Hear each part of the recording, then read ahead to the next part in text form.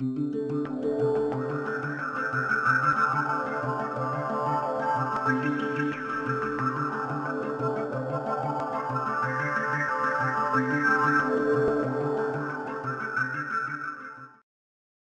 tal? Muy buenas tardes y bienvenidos a esta nueva edición en la que hoy nos acompaña Ana Joan en controles y desde Estudios en Sydney está con ustedes Soraya Caicedo. Hoy también iremos a México, donde la violencia del narcotráfico no cesa, desafía de una manera abierta a las autoridades al punto de que algunos analistas consideran que está amenazando la estabilidad democrática del país.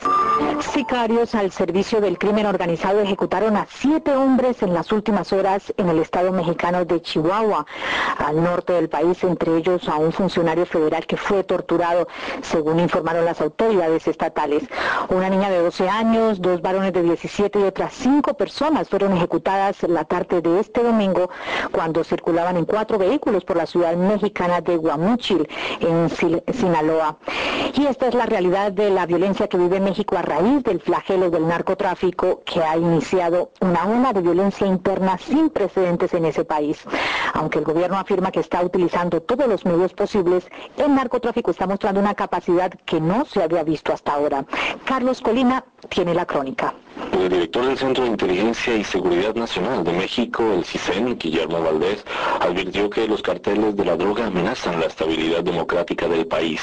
Según un artículo publicado en el diario británico Financial Times, Valdés recalcó que los narcotraficantes intentan hacerse cargo del poder del Estado, en lo que constituye una de las admisiones oficiales más abiertas sobre el alcance del problema. Valdés dijo que la influencia de los carteles comprende las fuerzas policiales, el poder judicial e instituciones del gobierno, que podrían incluir al mismo Congreso. La violencia relacionada con el narcotráfico se ha disparado en México este año y según cifras oficiales, en junio los asesinatos ya pasaban de 1,400. En el más reciente episodio, las autoridades dijeron que unos sicarios asesinaron a 9 personas y tomaron a decenas de rehenes en 2 hechos paralelos en el estado de Sinaloa, uno de los más afectados por las acciones de los carteles.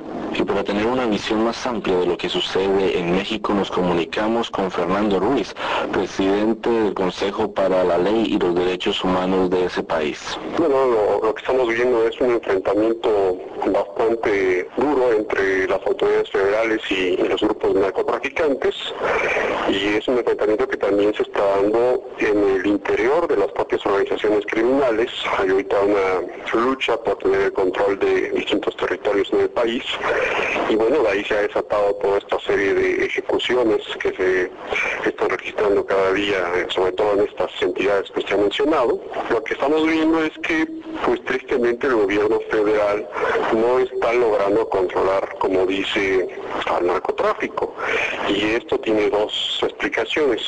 Una es la capacidad de movilización y de fuego que tiene el narcotráfico, y 2 es la fuga de información que se da desde las propias entidades que buscan combatirlo. Es decir, se está dando una serie de traiciones y vendetas que, bueno, finalmente impactan en el personal que es enviado a hacer esta lucha contra el narco. Lo que vemos al final, pues es una cadena de violencia que está rebasando los límites de tanto de la paciencia ciudadana como de la capacidad de respuesta de la autoridad. También es así que lo vimos el fin pasado, estos capos que mantenían como rehenes a comensales en un centro comercial. Pues este tipo de historias en México en realidad no son comunes, y la manera en que reacciona la policía, tristemente, a quien más lesiona es al ciudadano inocente, al ciudadano común y corriente. Fernando, en este momento los asesinatos y las torturas han pasado ya límites inimaginables, ya hasta hay víctimas menores de edad. ¿Cómo esto repercute actualmente en la sociedad mexicana en general? Así sea solo que esté pasando esto en una parte de México, ¿cómo afecta al resto del país? Bueno, la percepción ciudadana que hay sobre esta violencia es efectivamente de temor, es un tanto de desconfianza hacia sus autoridades. Incluso nosotros hemos hecho una serie de ejercicios para ver cuál es la la actitud que tiene el ciudadano común y corriente sobre el tema del narcotráfico y está sumamente interesado, busca mucha información al respecto y la busca porque de alguna manera quiere saber qué está pasando en su propia comunidad. Podríamos decir que en términos generales cualquier estado del país se siente afectado aun cuando, por ejemplo, podemos mencionar estados como Puebla o Tlaxcala, que no se ven este tipo de acciones militares ni acciones del narco. Bueno, pues también en esas zonas se está viendo cierto temor, cierta preocupación y por supuesto indignación, porque cuando ya ves a inocentes que están siendo víctimas o blancos del narcotráfico o de las acciones que a veces son mal planeadas por parte de la autoridad, definitivamente la autoridad reacciona y busca de alguna manera saber qué pasa en su entorno para prevenir. ¿Cuál ha sido el impacto de la iniciativa Mérida dentro de todo este conflicto? Realmente los impactos todavía no los hemos visto, porque esta iniciativa pues prácticamente se acaba de aprobar y lo que busca es fortalecer a las fuerzas federales para poder combatir al narcotráfico. Lo que sí se puede anticipar es que vamos a tener una especie de guerra de guerrillas en las calles de este país y eso es muy delicado.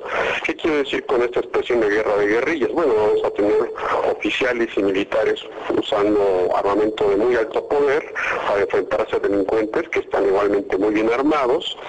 Lo vimos hace unas semanas en el estado de Morelos, por ejemplo, como incluso se usaron granadas, lanzagranadas, por ahí se menciona incluso algún misil tierra a tierra para escapar y abrirle paso a un capo del narco.